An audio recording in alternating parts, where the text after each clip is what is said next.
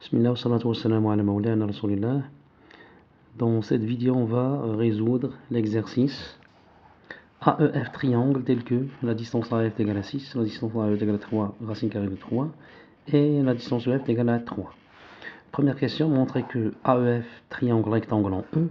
Deuxièmement, calculer la sinus EFA, cosinus donc EFA et le tangente de l'angle EFA. Donc premièrement, on va montrer que AEF, montrons que AEF, triangle,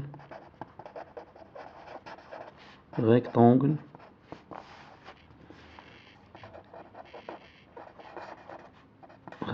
en E. Donc on a AF au carré est égal à 6 au carré est égal à 36. Et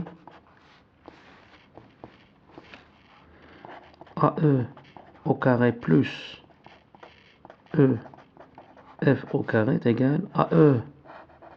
C'est 3 racines carrées de 3, donc le tout au carré, plus EF qui est égal à 3, donc 3 au carré. Donc c'est égal 3 racines carrées de 3, le tout au carré c'est 27, plus 9 qui est égal à 36. Donc on a alors AF au carré est égal à AE au carré plus EF au carré.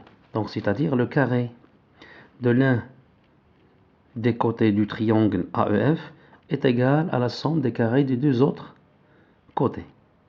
Donc d'après le théorème de la réciprocité du théorème de Pythagore, le triangle AEF est bien un triangle rectangle en E. Donc par conséquent,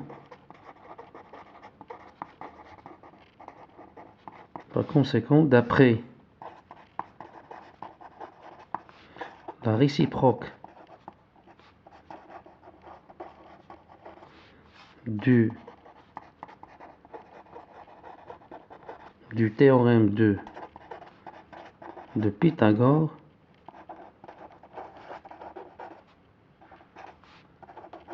on a AEF triangle rectangle en E. Pour trouver le sommet ou le triangle rectangle, ben, il suffit de voir cette relation, ou bien on utilise le terme de droite, donc la lettre qui se répète c'est E, donc il est rectangle E, ou bien on voit le terme qui est à gauche, c'est-à-dire AF carré, donc AF c'est dans ce cas c'est l'hypoténuse. Donc on a ici deux sommets, c'est A et F, donc il reste le troisième sommet qui est E. Donc le triangle rectangle est donc le triangle rectangle en E. Donc deuxièmement, on va calculer les rapports trigonométriques de l'angle EFA.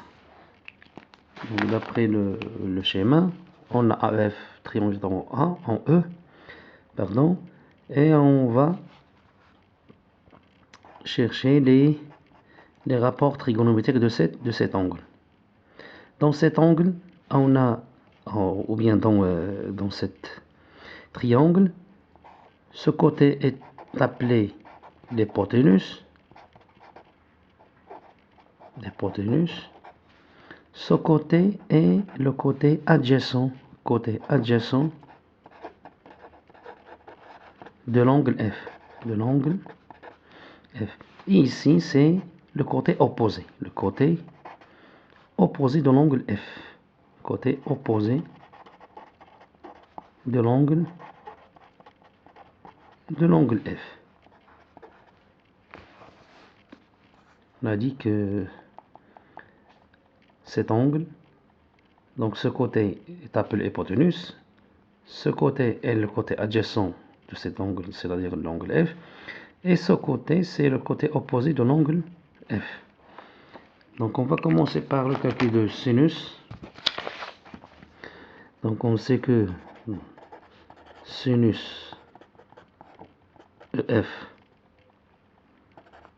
le FA, c'est l'opposé, c'est le côté opposé, la longueur du côté opposé sur l'hypoténuse, l'hypoténuse, la longueur de l'hypoténuse. Donc ici l'opposé c'est AE. Donc on va écrire la distance AE sur l'hypoténuse qui est AF. Donc sur AF. Application numérique, AE c'est 3 racines carrées de 3. 3 racines carrées de 3 et AF c'est 6. Donc on peut simplifier par 2 ici. Donc on va trouver racine carrée de 3 sur 2. Pour le cosinus EF, on sait que le cosinus c'est le côté adjacent. Adjacent c'est la longueur du côté adjacent sur la longueur de l'hypoténuse. Ici le côté adjacent c'est EF, le côté adjacent bien sûr de l'angle F. C'est EF et l'hypoténuse c'est AF. Donc on va remplacer ici. Donc le côté adjacent c'est, on a dit que c'est EF sur l'hypoténuse qui est AF. Donc c'est égal EF c'est 3 sur AF qui est 6. Donc 3 sur 6 c'est 1,5. Il nous reste tangente. On sait que la tangente de l'angle EFA c'est le côté, c'est la longueur du côté opposé sur la longueur du côté adjacent. Côté opposé, on a dit que c'est AE. Côté opposé, c'est EF. Donc AE sur EF qui est égal, l'application numérique, c'est 3 racine carrée de 3 sur 3. On simplifie par 3, donc c'est racine carrée de 3. Donc tangente, l'angle EFA, c'est racine carrée de 3.